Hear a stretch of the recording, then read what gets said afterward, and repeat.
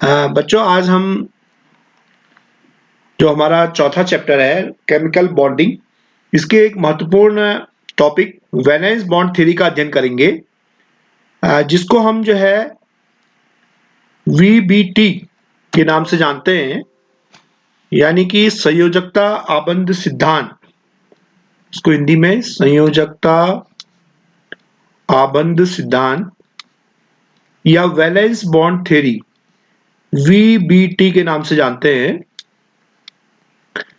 तो इस सिद्धांत को हाइटलर तथा लंदन नाम के वैज्ञानिकों ने 1927 में इसे प्रतिपादित किया और उसके बाद पोलिंग और स्लेटर नाम के वैज्ञानिकों ने इसको संशोधित किया, मॉडिफाई किया और आज ये इस रूप में है वैलेंस बॉन्ड थ्योरी। तो हम चर्चा करते हैं कि वैलेंस बॉन्ड थ्योरी क्या है और इसके क्या क्या मेन पोस्टुलेट्स हैं। तो पहली चीज तो यह है कि जो वैलेंस बॉन्ड थ्योरी है ये हमको कोवलेंट बॉन्ड के फॉर्मेशन के बारे में बताती है, यानी कि कोवलेंट बॉन्ड कैसे बनता है इसको समझाती है। तो जब कोई कोवलेंट बॉन्ड बनता है तो क्या होता है कि जो कंबाइनिंग एटम्स होते हैं, जो संयोग करने वाले परमाणु होते हैं, उनके जो ऑर्बिटल्स हैं उनमें अनपेयर्ड इलेक्ट्रॉन्स होने चाहिए, उनमें अयुग्मित इलेक्ट्रॉन होने चाहिए। और ये जो कक्षक हैं जिनमें अयुग्मित इलेक्ट्रॉन है ये अपोजिट स्पिन के होने चाहिए, यानी कि यदि एक में क्लॉकवाइज स्पिन वाला इलेक्ट्रॉन है तो दूसरे में जो है एंटी क्लॉकवाइज स्पिन वाला इलेक्ट्रॉन होना चाहिए। तभी जो है उनके बीच में क्या होता है, उनके बीच में ओवरलैपिंग होती है। ओवरलैपिंग, इसको हिंदी में हम अतिव्यापन कहते हैं। तो इस अतिव्यापन से क्या होता है, हमारा कोवलेंट बॉन्ड का निर्माण होता है। तो ये ओवरलैपिंग जो है जितनी अधिक सीमा तक होगी ये ओवरलैपिंग होगी। कैसे ऑर्बिटल्स में ओवरलैपिंग होगी, ऐसे ऑर्बिटल्स में ओवरलैपिंग होगी जिनमें अनपेयर्ड इलेक्ट्रॉन्स हैं और वे अपोजिट स्पिन के हैं, तभी कोवलेंट बॉन्ड का निर्माण होगा। अब ये जो कोवलेंट बॉन्ड हमारा बनेगा ये कितना मजबूत होगा ये डिपेंड करेगा एक्सटेंट ऑफ ओवरलैपिंग पर, यानी कि ओवरलैपिंग की सीमा पर। ओवरलैपिंग किस सीमा तक हो रही है इस पर डिपेंड करेगा कि हमारा जो बॉन्ड है वो कितना स्ट्रांग है। तो यदि एक्सटेंट ऑफ ओवरलैपिंग ज्यादा होगी तो स्ट्रांग बॉन्ड बनेगा, ज्यादा मजबूत बंध बनेगा। और यदि एक्सटेंट ऑफ ओवरलैपिंग कम होगी तो हमारा जो है वीक बॉन्ड बनेगा।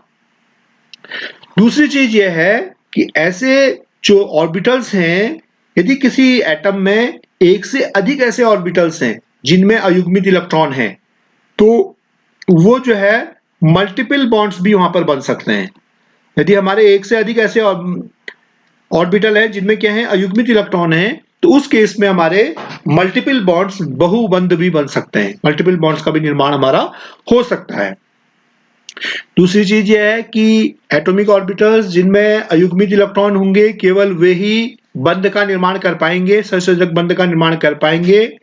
जो नॉन बॉन्डिंग वाले इलेक्ट्रॉन है वे बंध का निर्माण नहीं करते। उसके अलावा इसकी एक और महत्वपूर्ण बात यह है कि जो जब ओवरलैपिंग होती है तो ओवरलैपिंग के बाद भी जो एटम्स, जो ऑर्बिटल्स मिल रहे हैं उनकी जो पहचान है वो अक्षुण्ण रहती है, उनकी जो पहचान है वो बनी रहती है। तो ये हमारे जो है वैलेंस बॉन्ड थ्योरी के मुख्य बिंदु हैं कि किस तरह से वैलेंस बॉन्ड थ्योरी में जो ऑर्बिटल्स हैं उनके बीच में हमारा अतिव्यापन होता है और किस तरह से हमारा बंध बनता है।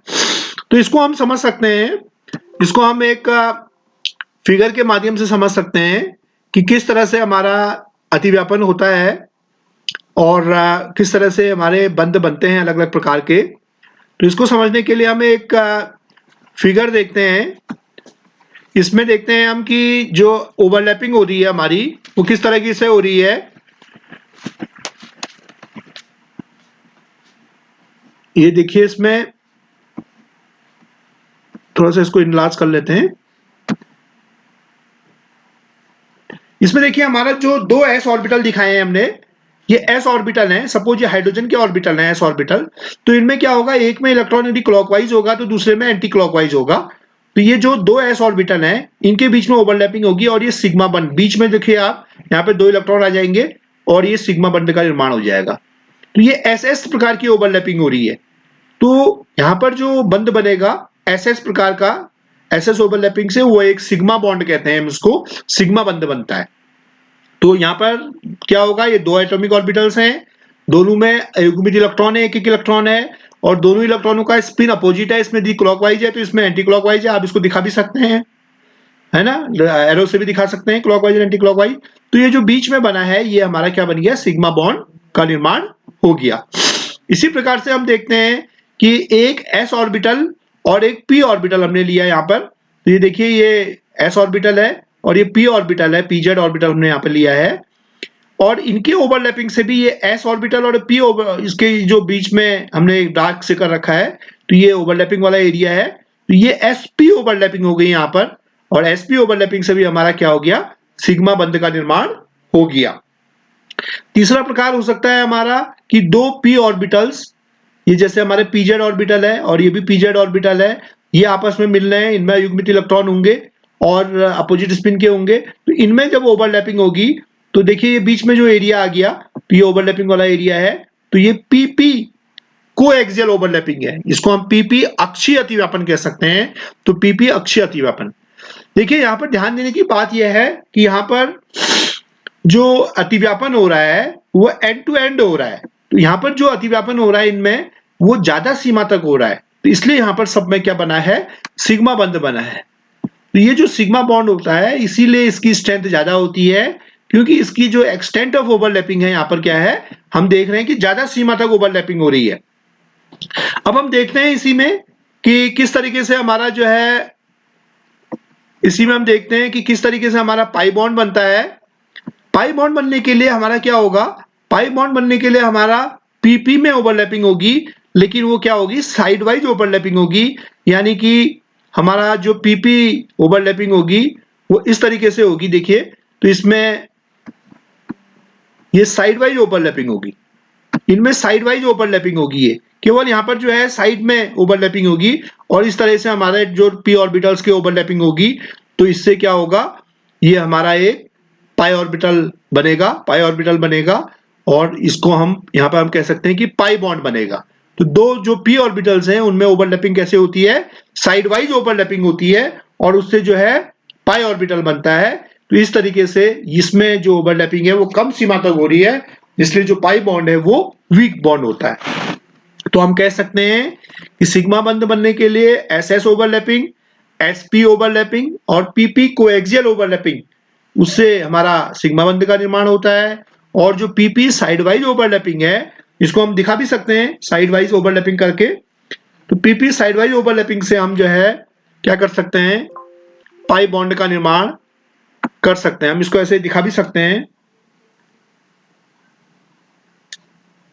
ये पी ऑर्बिटल है, ये दूसरा पी ऑर्बिटल है, और इसमें जो है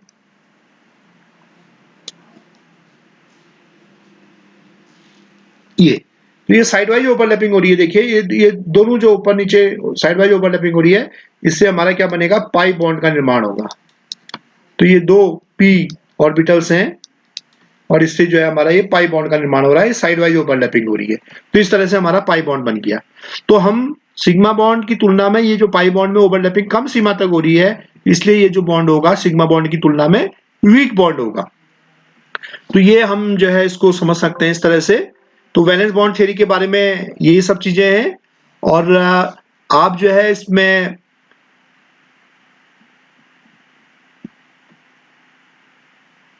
होमवर्क नोट कर लीजिए।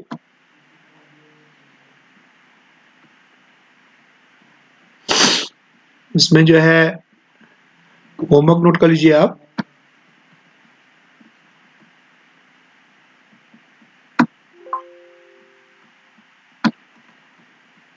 नंबर 1 क्वेश्चन है,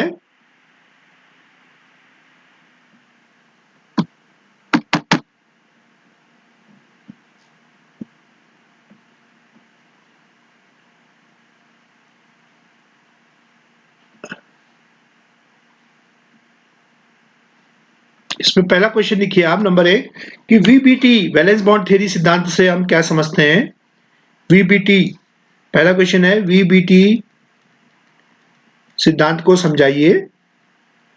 दूसरा क्वेश्चन है सिग्मा बंध कैसे बनते हैं, ये बताइए। सिग्मा बंध कैसे बनते हैं ये समझाइए। तीसरा क्वेश्चन है सिग्मा बंध और पाई बॉन्ड में, सिग्मा बंध और पाई बॉन्ड में अंतर करिए। सिग्मा बंध और पाई बंध में अंतर करिए। देखिए इसको आप इसकी स्क्रीनशॉट भी ले सकते हैं। सिग्मा और पाई बंध में अंतर करिए।